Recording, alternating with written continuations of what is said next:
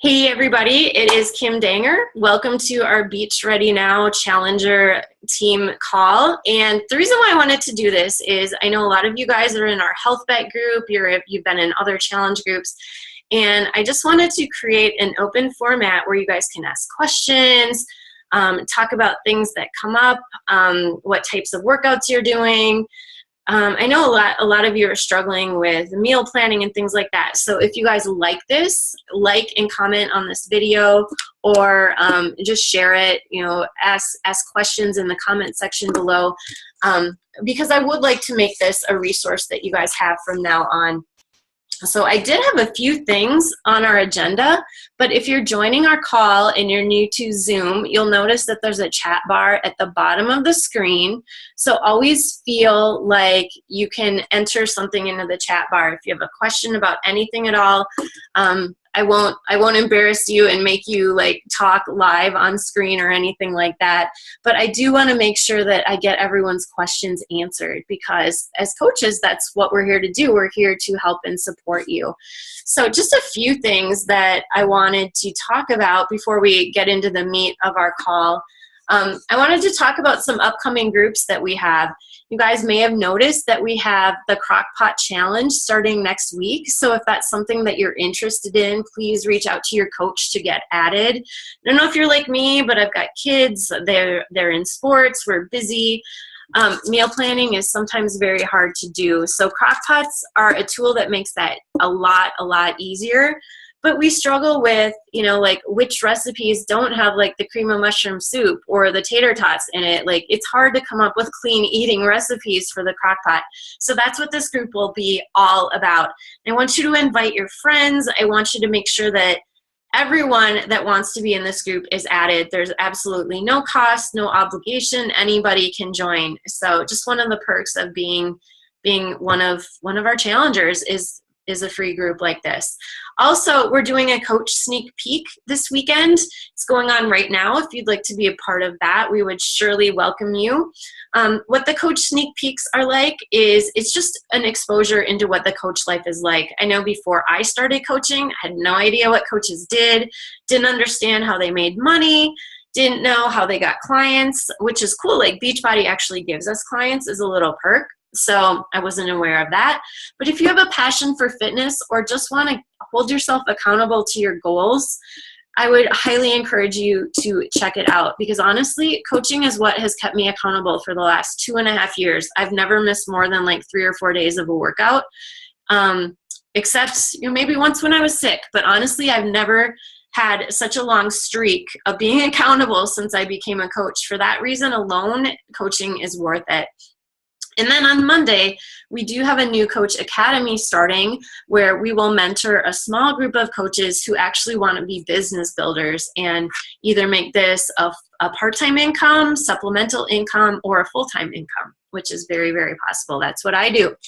So those are our challenge groups that are coming up.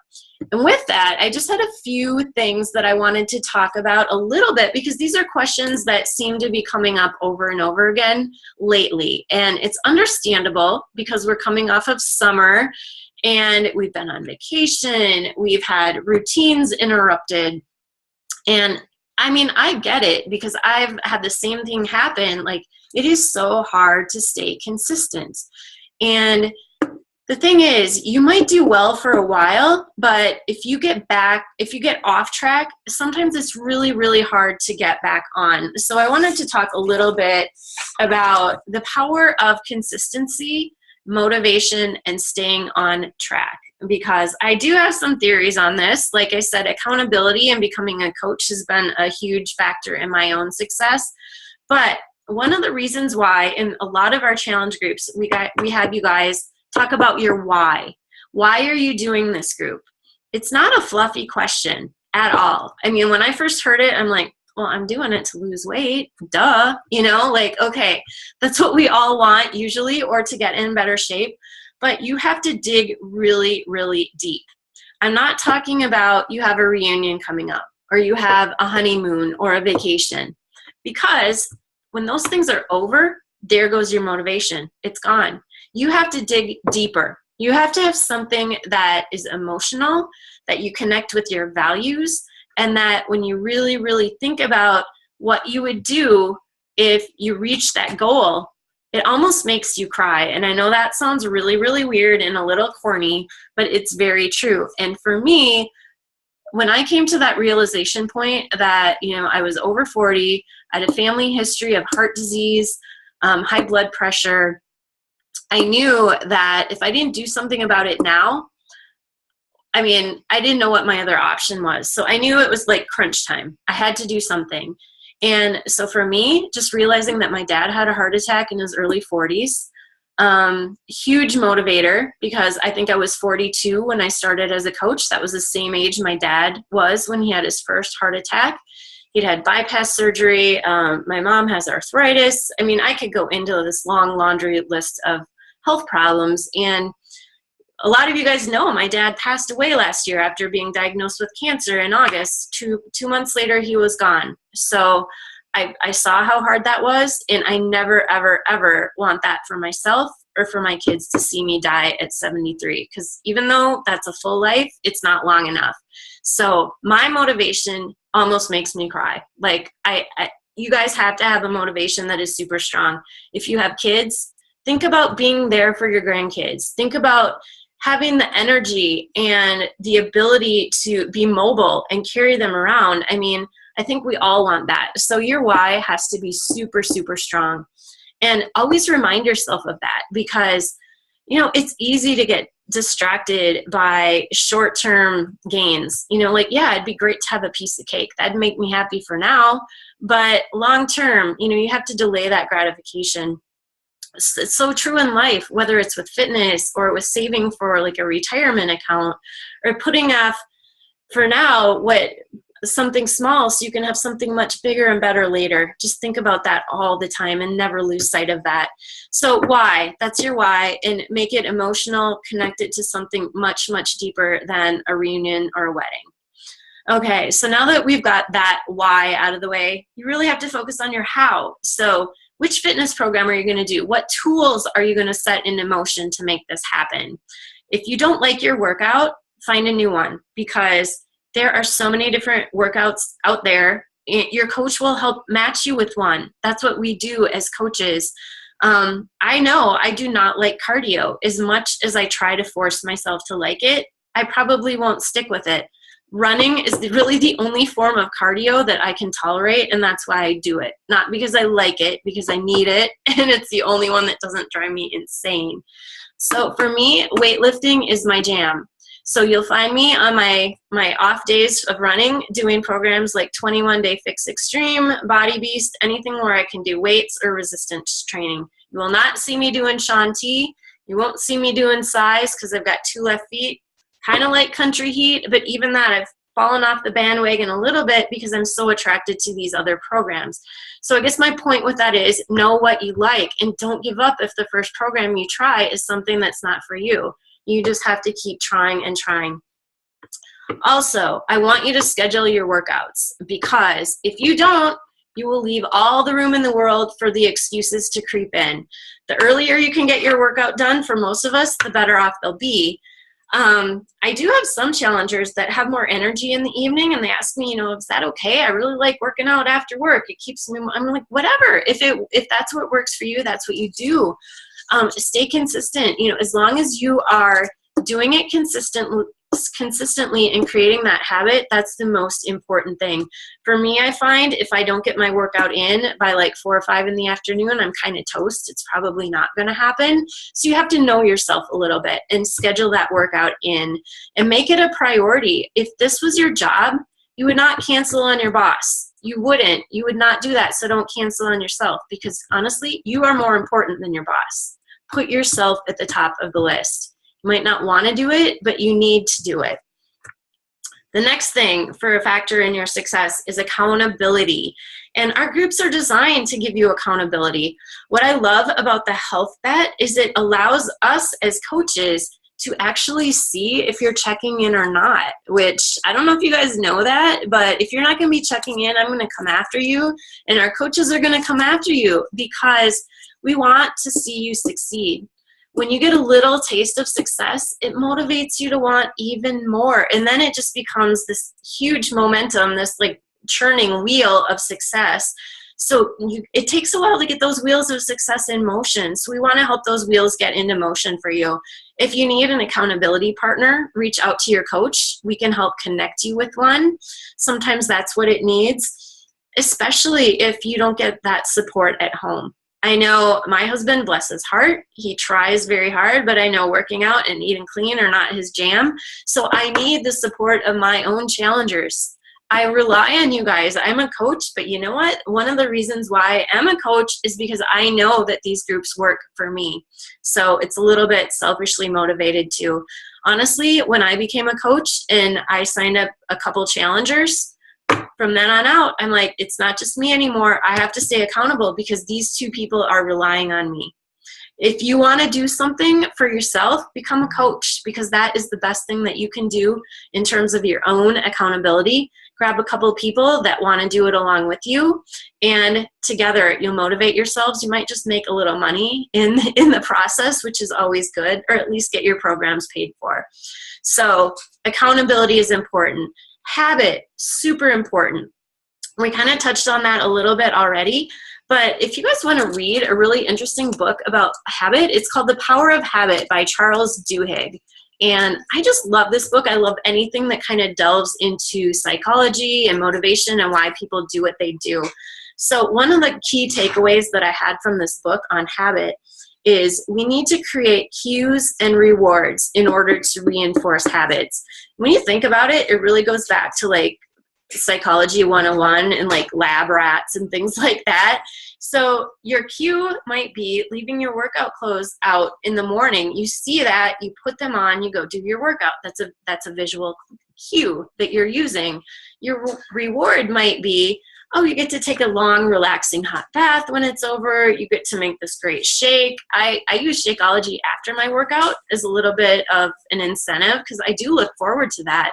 When I'm working out, I'm like, oh, when I'm done, I can have my shake, maybe relax a little bit. So that reinforces the habit. And then I do believe that a lot of people say it takes 21 days to make a habit. I believe it takes longer. Sorry to break the news to you guys, but I think it's closer to like 40, 50 days. I've read research on that, and I'm like, yeah, I totally believe that. So do not give up after 21 days if you don't feel like you're in the zone yet, if you're not like, you know how we all brush our teeth and we don't even think about it. What's great about habit is once you get to that point, you will not go through those mental exercises of trying to talk yourself out of it. And it's exhausting trying to like psych yourself up and get there and get it done. And, oh no, I don't want to. I'm not feeling well today. I'm like, that's a mental battle. And once you get past that point and you don't have to have these mental battles with yourself anymore, so much easier, so much easier. You don't even think about it. So that's what the point we want to get you guys all to as challengers, is to get it all on autopilot. So anyway, that was my little message for you tonight. I also wanted to talk briefly on simplifying the eating plan, because this is another question that I get all the time. And the thing is, there are different personality types. And the personality type that says, I'm all or nothing, if I can't figure this out, I'm not going to do it at all, they're the ones that usually fail with the portion fix, the 21-day fix, any of the Beachbody programs that come with those portion fix containers. And right now it's almost all of them, because every new program that Beachbody comes out with uses that same system right now. You get those containers in the box and you're like, I don't think so. I don't think I'm gonna be doing this. This is way too hard. I know what it feels like. I was right there with you. So instead of focusing on being perfect at it, take little baby steps and ease yourself into it. This is what I told my mom back in December. She was ready to make a change, but I knew that her changes were going to have to be big because she was eating crap every night. She was not exercising. She was really not doing much that any of us would look at and saying, oh, that's a good decision. So I told her, I gave her her first bag of Shakeology. And I said, if she knew how much it cost. She knew it was not cheap. And I said, I'll give this to you if you promise to drink one shake a day. And I knew that once she did that, every day for that month of December, she would realize how much better it made her feel. And that's what she did. And that's all she did. She did not do the container. She didn't really change anything too drastic in her eating plan, but just making that one simple change was enough to spur her on to the next thing. So what's the next thing? I said, don't eat sugar.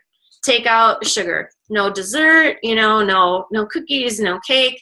I really believe, and I've read a lot and I've seen a lot of documentaries on sugar, and I do believe there's a link to cancer. And that's, for me, like with my family history, enough to make me want to avoid it at all costs. I also know that when I eat sugar, it makes me super hungry and I just want more. It's very addictive. It stimulates the areas of your brain similar to cocaine. So avoid sugar. That would be my number 2. And then if you can have your shake a day, avoid sugar, your next step is to start your clean eating plan. Clean eating, I would define it as, and everyone has their own definition. Some are more strict than others. For me, it's no processed foods. I mean, don't be going and buying boxes of food at the grocery store. Buy foods that look real, like they came out of the ground or from a mother. Do not have white refined flour. So that means, like, instead of white bread, have whole grain bread. Instead of white pasta, have a whole grain pasta. And actually, I'm moving away right now personally from a lot of grains altogether. But if you can avoid the processed foods and the grains and the sugar, that's a huge part of eating clean. So that would be my 3rd step. My last and final step would then be to move towards the containers, because you've already done most of what that program entails. The final step would be making sure that you get your macros, your macro ingredients, your proteins, your carbohydrates, your healthy fats, and in the right proportion. So that, to me, would almost be the last step. So if you're starting from ground zero and you're having to make that leap to those containers, that can be so overwhelming. Strive for progress and not perfection. I mean, I can't reiterate that enough, because that's kind of the motto of my life. Like, I can't be perfect. I don't try to be perfect, but every day I try to be a little bit better. And that's what I would want for all of you guys. So, yeah, that's all I had for a little call tonight. If you guys like this call, I would certainly be open to tackling more topics in the future. That's what we're here as coaches to do.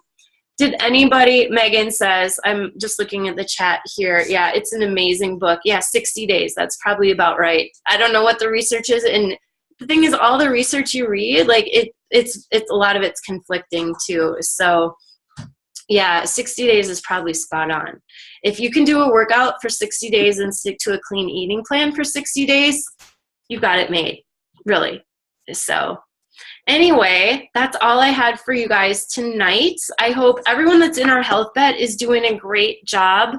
If you have any questions, please reach out to your coaches. That's what we're here for. We want to know what your questions are. We do. We're not mind readers. So it's hard for us to know what you need help with unless you tell us. So please give us some topic suggestions for the next time we do this. And since I don't have any other questions, I'm going to sign off and just thank you guys for joining in.